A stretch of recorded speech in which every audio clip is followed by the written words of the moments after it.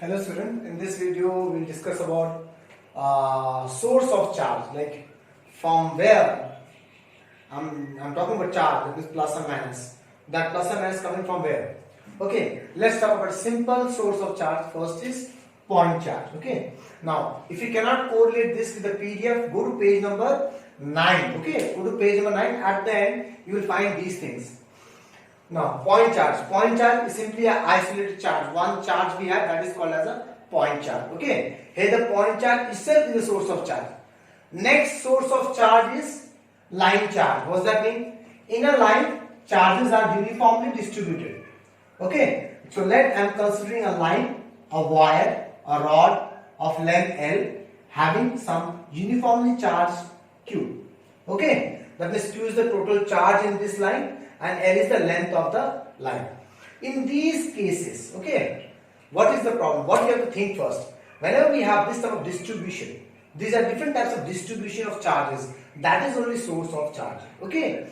When we have this type of line distribution, we need to deal with one parameter called as lambda, which is called as linear charge density. Okay. Linear charge density. What does that mean? Charge per unit length.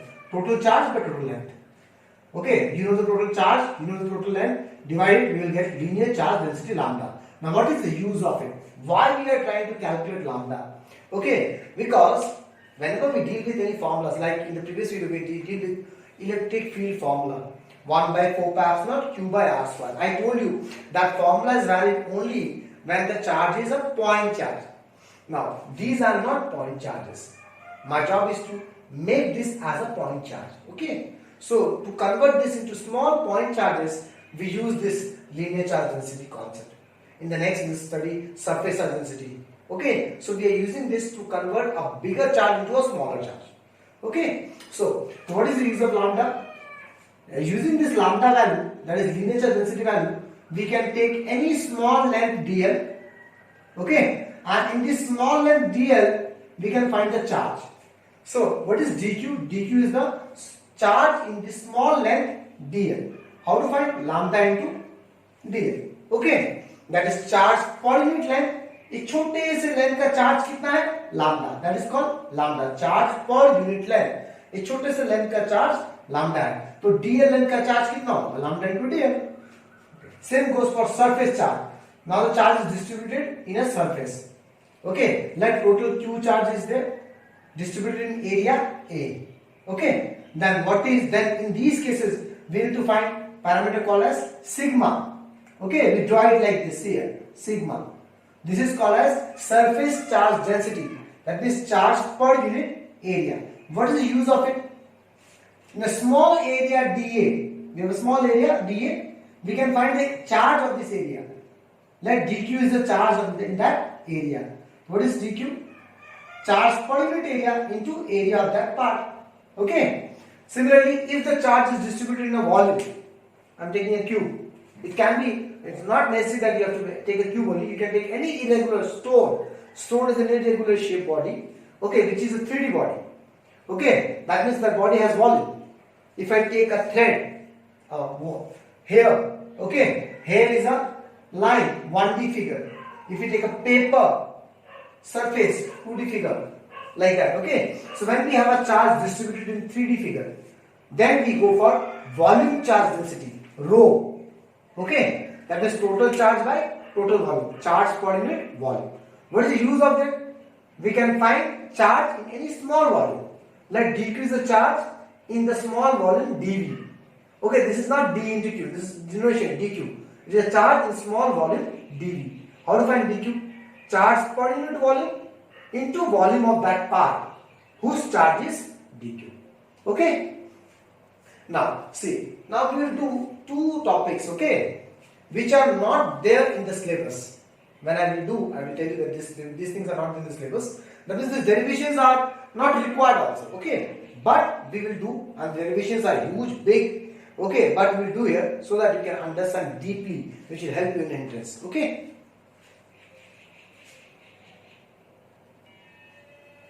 Now see, we need to find electric field intensity due to a circular charge ring.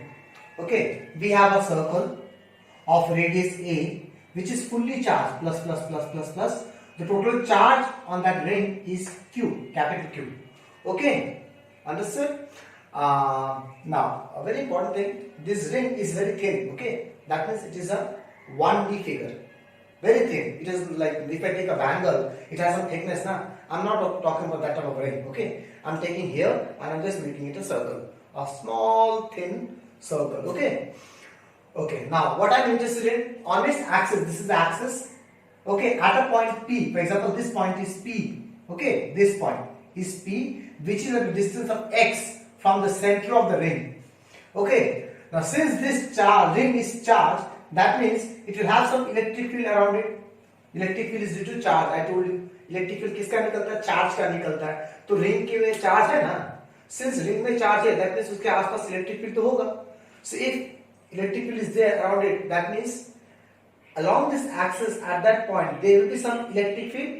I want the intensity of that electric field. Okay, so my job is to find the electric field intensity at a point P which is at a distance x, okay, from the center of the ring. You understand? Okay, now since we are dealing with a ring and this is a distance, now which electric field formula we know? We know the electric field formula, E equals to 1 by 4 pi epsilon Q by R square. But this formula, listen very carefully here, this formula is valid only when this Q is a point charge, right? How to identify the point charge?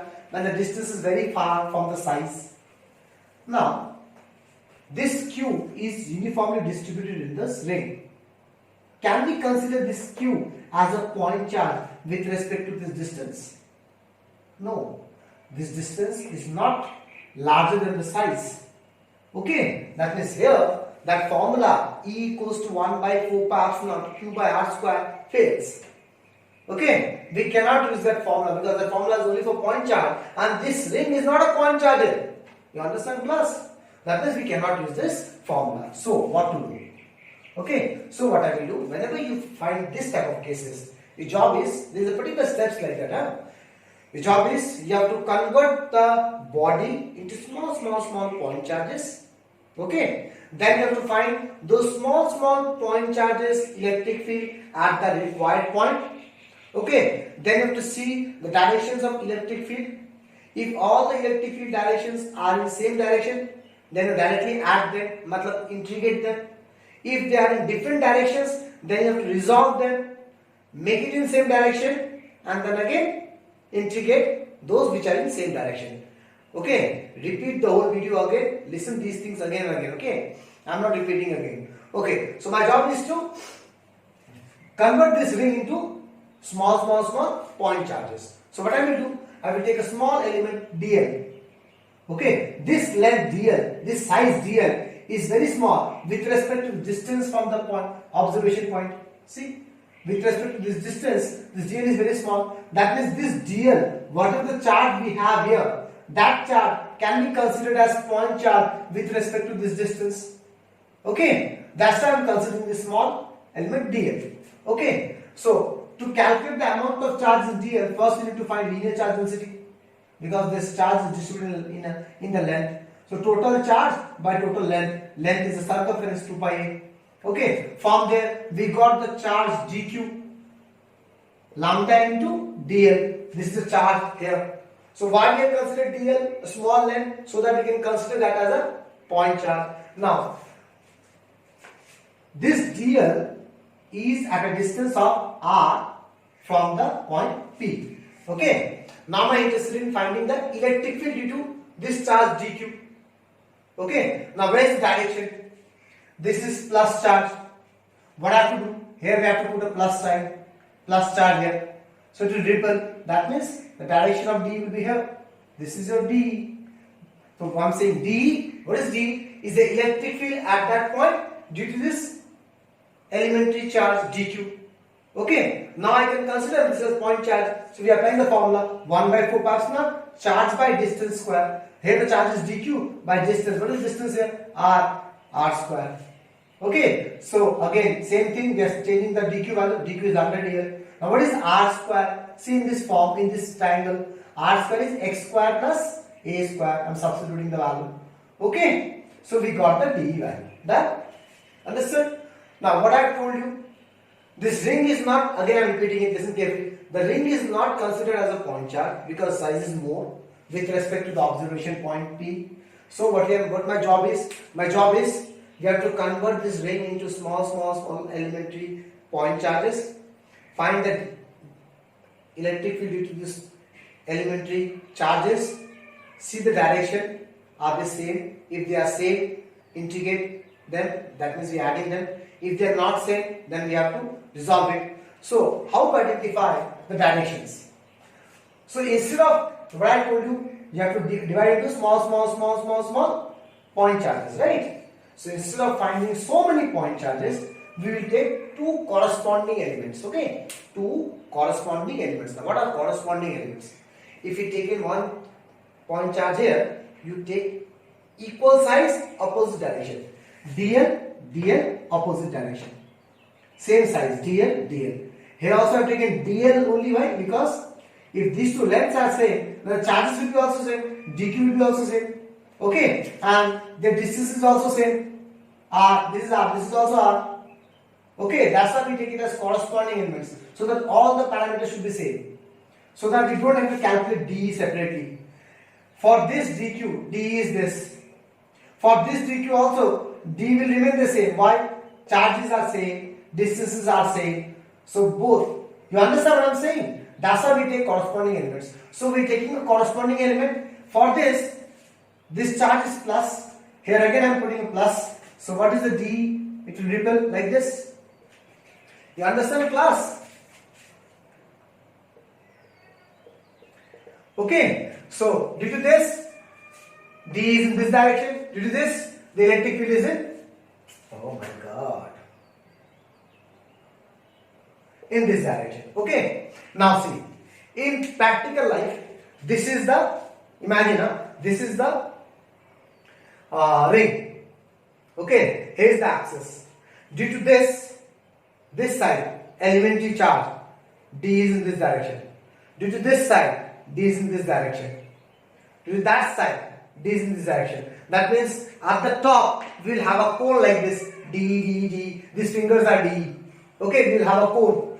Okay, that means here we will have D in all directions due to corresponding elements.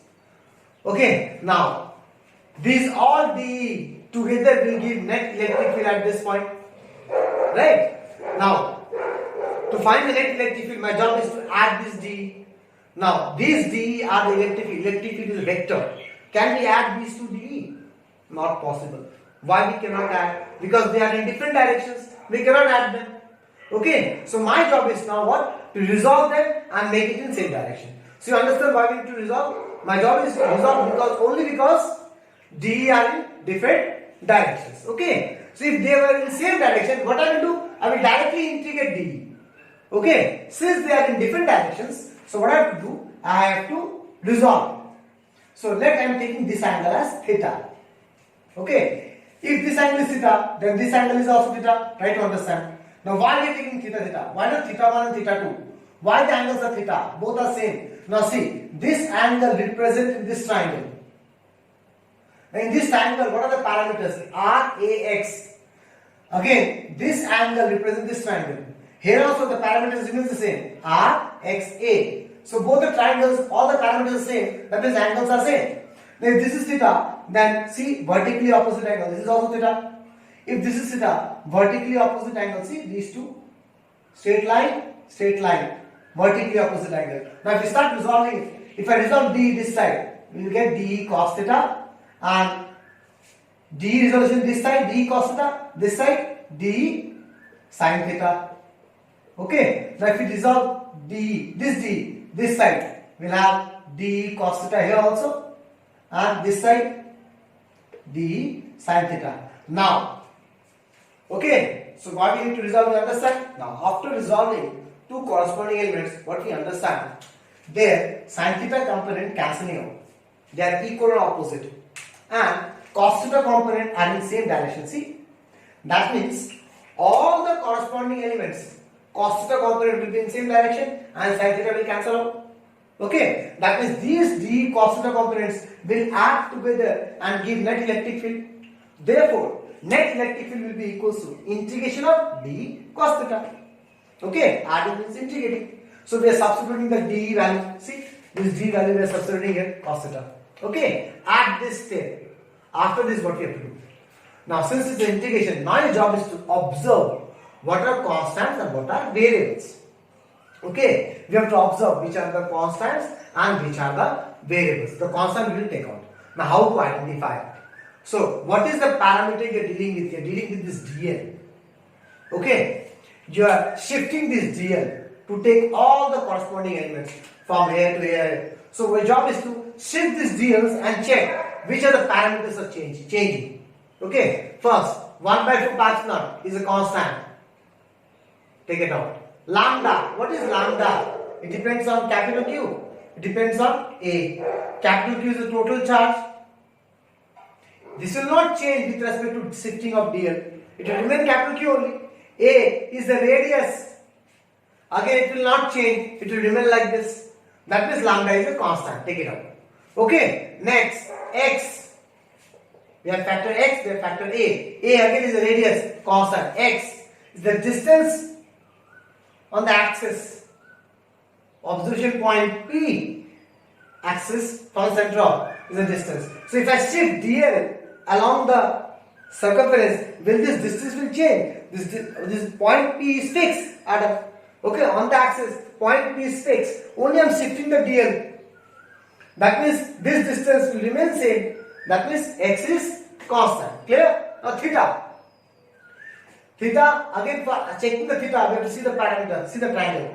In this triangle, will this x and a will change? Just now we discussed, a is fixed, x is fixed. That means theta is fixed. That means r is fixed. That means cos theta is not changing, x is not changing, a is not changing, lambda is not changing. So everything I am taking out, common outside. Okay. Now what we left with? Integration of dl. Now, how to understand what are the limits we will have? dl. Okay, we left with integration of dl. Now dl. Let's start with dl from here. If we add dl, we will end up to what? Circumference. So to start from 0, it will become a circumference 2 pi a. Okay. Now it comes again writing the same thing here. Okay. Next, integration dl is L. Okay, 0 to 2 pi a. Again writing the same thing. Now what is cos theta? Cos theta is base by hypotenuse. In this triangle, base is x by hypotenuse r unto x complex z square. Okay, then we got this one. Now what is lambda into 2 pi a? That is q. From here, lambda into 2 pi is q. Okay, so this is the formula we got. Electric field due to the circular ring. Okay, having some charge. Now there are some few special cases here. If I want electric field at the center of the ring, what does that mean? Here, this formula is the electric field at a point on the axis at a distance x from the center. Okay, that means if this is the charge ring along the axis at any point P, that is this electric field, which is at a distance x. Now I am saying this point shifted to center. That means P coincides with O. That means this point P, which was here earlier, we were having some x value. This point shifted and it went at the center. That means what happened to the x value? It becomes 0. So x is 0. So if x is 0, substitute here, E is 0. That means there is no electric field at the center of the ring. Okay. Next, a very important observation here. How I started this whole derivation, I told you that we need to find the electric field value due to this ring at a point. Then which formula we knew earlier? Electric field due to a point charge we know, right? Then I told you that this cannot be considered as point charge. Why? Because this x is not large with respect to it. It's not greater value. Okay? The point, observation point, this is called observation point, is not very far. Okay, that's why we cannot consider this as a point charge, and that is the only reason we cannot apply the point charge formula. And because of that, so many kacharas we have to do. We have to consider first small charges, okay, small dl element, so that we can consider those as small unit point charges, so that we can find the formula. We can apply the formula d electric field into a point charge. To apply this formula, we need to break the whole ring into small point charges dq. Okay. So now see here, x is greater than a. If this P is very far, if the observation point P is very far, that means the x value will be greater than a. That means we slowly converting the ring into point charge. That we will prove here. Okay. So x is greater than a. That means can I say x square plus a square is similar to x square? A square we can ignore. Understood? If x square plus a square is similar to x square, now in this formula see here, x square plus a square is similar to x square. 2 will cancel out, x cube. After calculating, we will get this expression. Okay. Now this expression reminds to what? It's the expression for point charge. Electric field into a point charge is 1 by 4 pi epsilon q by r square. Remember? So this expression, that means the electric field into a ring is slowly converting into electric field into a point charge. Hence, the ring behaves like a point charge when the observation point is very far. Okay. This was not happening initially. That's why we have to do so many katras out there, right? Okay. Now, these derivations are not there in the syllabus. Okay. But it's very important to understand to build up the concept. That's what we're doing. In the next video, we'll do one more, which is not so much easy. Okay. In the next one, what you will see, these all parameters will remain same. You will see here, all are constants, right? 1 by 4 pi epsilon lambda, these x, a, cos, all are constants here. In the next one, you will see that many things are variable. Okay, then what to do? That is my job.